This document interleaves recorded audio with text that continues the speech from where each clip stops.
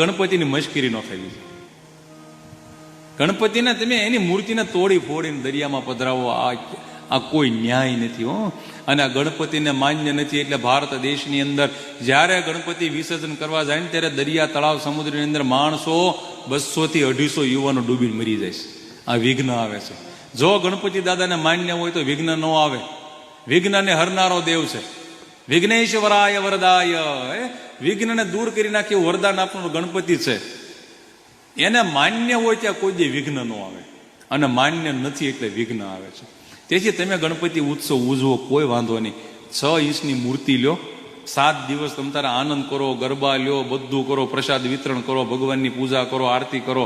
પણ 7-8 દી પૂરા થાય ને પછી એ મૂર્તિ, ભગવાનની મૂર્તિ કોઈના ઘરે પ્રસાદીમાં આપી દો, એની પૂજા કરશે, એની વિસર્જનની જરૂર નથી.